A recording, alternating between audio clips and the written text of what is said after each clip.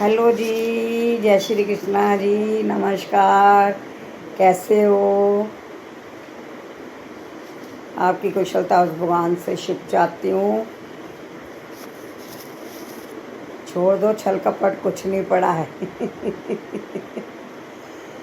छोड़ दो। यदि हम किसी से छल कपट करते हैं तो हमारे लिए भी छल कपट ही आगे आता है। मत करो छल कपट, दिल को साफ करो, गाफिला झाड़ू रोज लगाया कर। चलिए नया श्लोक पढ़ते हैं। गतिव्रता प्रभु साक्षी निवासा शरणम सुहत प्रभवय प्रलय स्थानम निदानम वेदमयव्यम। मैं ही लक्ष्य पालन करता स्वामी साक्षी धाम शरण स्थली तथा अत्यंत प्रिय मित्र हूँ। कृष्ण भगवान कह रहे हैं, मैं सृष्टि तथा परलय सबका आधार, आश्रय और अविनाशी बीज भी हूँ। गति का अर्थ है गंतव्य का लक्ष्य। गति का अर्थ है गंतव्य या लक्ष्य, जहाँ हम जाना चाहते हैं। यहाँ कहीं जाते हैं ना, उसको गंतव्य स्थान बोला जाता है, डेस्टिनेशन। लेकिन चरम लक्ष्य तो कृष्ण है, यद्यपि लोग इसे जानते नहीं। जो कृष्ण को नहीं जानता वह पथ भ्रष्ट हो जाता है और उसकी तथाकथित प्रगति या तो आंशिक होती है या फिर भ्रमपूर्ण।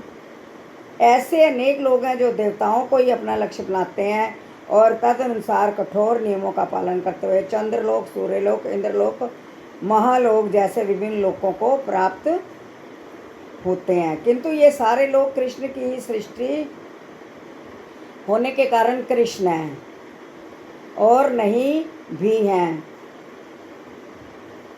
ऐसे लोग भी कृष्ण की शक्ति की अभिव्यक्तियां होने के कारण कृष्ण है, किंतु वस्तुतः वे कृष्ण की अनुभूति की दिशा में सोपान का कार्य करते हैं। कृष्ण की विभिन्न शक्तियों तक पहुंचने का अर्थ है अप्रत्यक्षता, कृष्ण तक पहुंचना। अतः मनुष्य को चाहिए कि कृष्ण तक सीधे पहुंचे।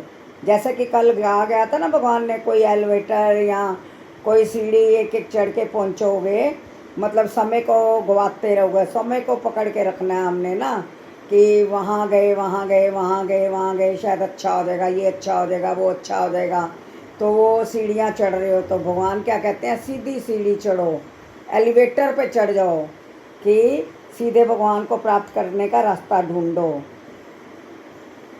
अतः कृष्ण की शरण के लिए बिना किसी वस्तु का अस्तित्व नहीं हो सकता। कृष्ण परम साक्षक है क्योंकि सब कुछ उन्हीं का है और उन्हीं की शक्ति पर आश्रित है।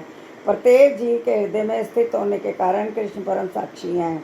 हमारा घर, देश या लोग जहाँ पर हम रह रहे हैं, सब कुछ कृष्ण का है। शरण के लिए कृष्ण परम गंतव्य है। अतः मनुष्य को चाहिए कि अपनी रक्षा या अपने कष्टों के विनाश के लिए कृष्ण की शरण ग्रहण करें। हम चाहे जहाँ भी शरण लें, हमें जानना चाहिए कि हमारा आश्रय कोई जीवित शक्ति होनी चाहिए, वहाँ जैसे जीवित गुरु होना चाहिए। कृष्ण परम जीव हैं। चूँकि कृष्ण हमारी उत्पत्ति के कारण यहाँ हमारे परम पिता हैं, अतः उनसे बढ़कर ना तो कोई मित्र हो सकता है, ना कोई शुभ चिंतक। भगवान के अलावा आपका कोई नहीं है, कोई नहीं है। जो कोई है भी है वो मतलब के लिए यहाँ छल कपट से है। वो आपका अपना कोई नहीं है उस परमात्मा के सिवा। मेरा एक्सपीरियंस है ये। कृष्ण सृष्टि के आदि उद्गम और प्रलय के पश्चात परम विश्राम स्थल है। अतः कृष्ण सभी कारणों के शाश्वत कारण है। एक कृष्ण ही है जो हर वस्तु में, हर व्यक्ति में कृष्ण कृष्ण कृष्ण। भगवान कहते हैं, तपामय महाम वर्ष निर्गहना मेव त्रस जामी च अमृतस्य मृत्युष सद सचाहम अर्जुन। हे अर्जुन, मैं ही ताप प्रदान करता हूँ और वर्षा को रोकता हूँ, लाता हूँ। मैं अमरता और साक्षात मृत्यु भी हूँ, मैं ही मृत्यु भी हूँ। क्योंकि जन्म और मरण सब उसने देना है, उसके हाथ में है। आत्मा तथा पदार्थ दोनों मुझ में ही हैं।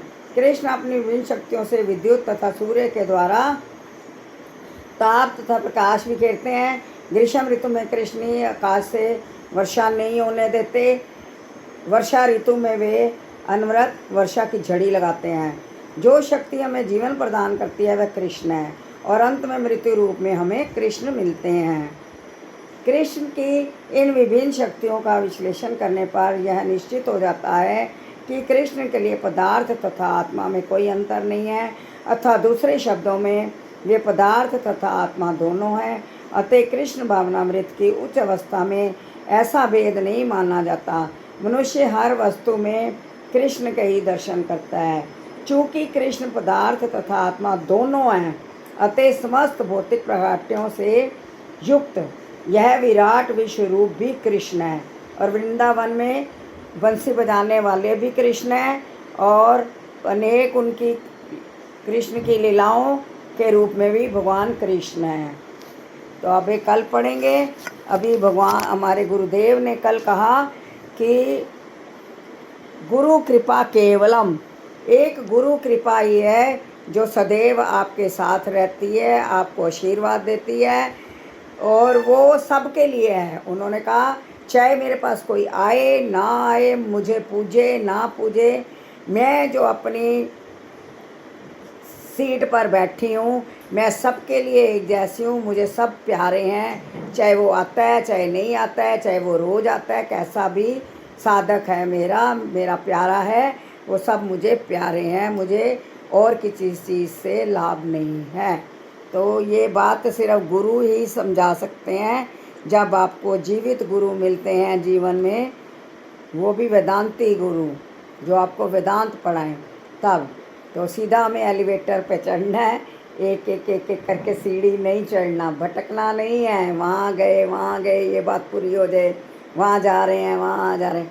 हाँ जाओ, तीर्थ समझ के जाओ, दर्शन करने जाओ।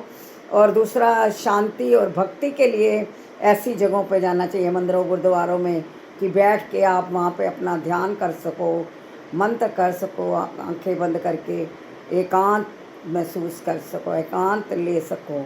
तो इसलिए जाना हमें वहाँ ये मांगने नहीं जाना मेरा ये हो जाए वो हो जाए, ये हो जाए वो हो जाए। वो तो फिर हम सीढ़ियाँ चढ़ चढ़ के समय गंवा रहे हैं।